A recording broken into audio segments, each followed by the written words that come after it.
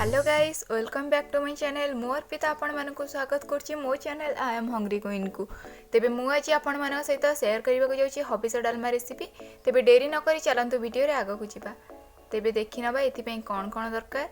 सारू, ओउ, पोटळ, कांकण, बुट, कदली। मु माटी आलू नेनी, आपण चाहिले माटी आलू भी नै परिबे। मुग डाली, अदा,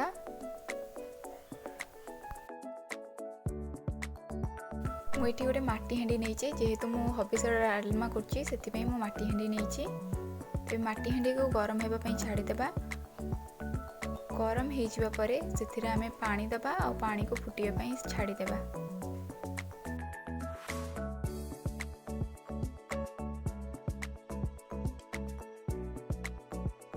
तेबे मुझे माटी हांडी गोटे घोड़णी दे दूची जमती कि पानी जल्दी गरम हो।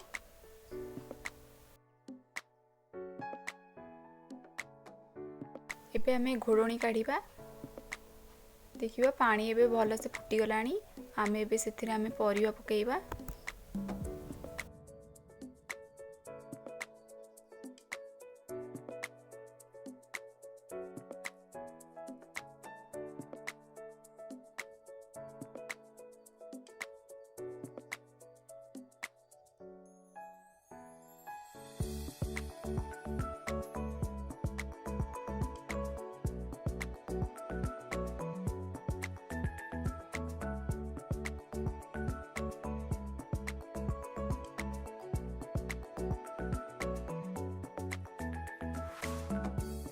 एबे सबु परिवा पकेइबा, किंतु ओउ पकेइबानी। ओउ हला अधा सिझी सारिबा परे परिबा ओउ को पकेइबा। एबे सेथिरे आमे आवश्यक अनुसार लूण पकेइबा।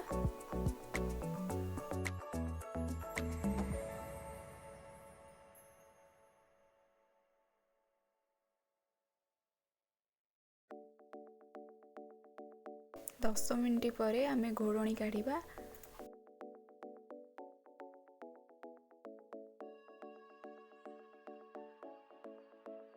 आमे बुट डाली पकेइबा और रखिथिबा मुग को भी पकेइबा।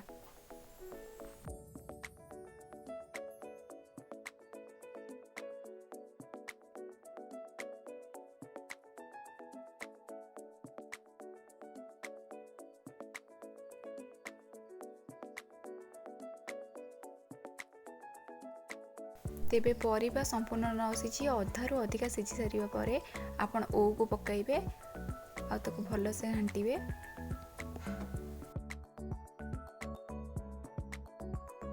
एबे हमर डालमा हेई गलानी। आमे परिबा गुडी को एबे डंकी मारदबा। डंकी मारिबा द्वारा परिबा गुडी को भल से मिसी जिवो। तेबे एबे आमे छुंको दबा। छुंको दबा पई मु एठी गोटे हांडी नेइची। हांडी गरम हेई जिया परे आमे सेतिरे घिओ पकाइबा और घिओ को तातिया पई छाड़ी देबा। तेबे घिओ गरम हेई जिबा परे सेतिरे आमे सुखिला लंका पकाइबा और सुखिला लंका को भल से भाजीबा। तेबे भाजी होई सारिया परे आमे सेतिरे जीरा फुटेइबा।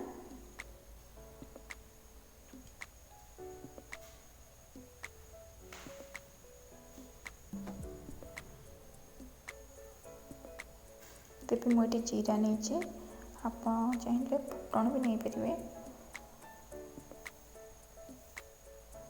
तेबे जीराटा भल बास्ना हुए मुझे जीरा व्यवहार कर। भृषंग पत्र पकई। तेबे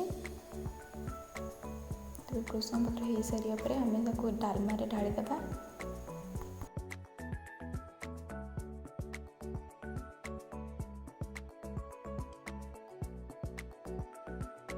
डालमा रे एबे आमे चुंक दे दीचे। एबे सेतिरे लंका गुंड पकेइबा। लंका गुंड पकई सारिया परे आमे जीरा गुंड पकेइबा।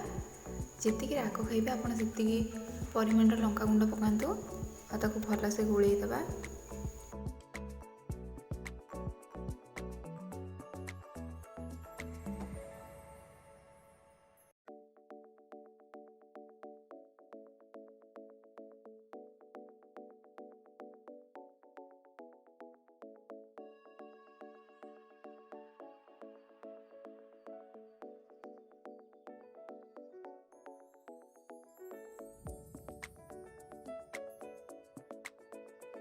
तेबे एबे प्रस्तुत हो जाइए हबिस डालमा रेसिपी।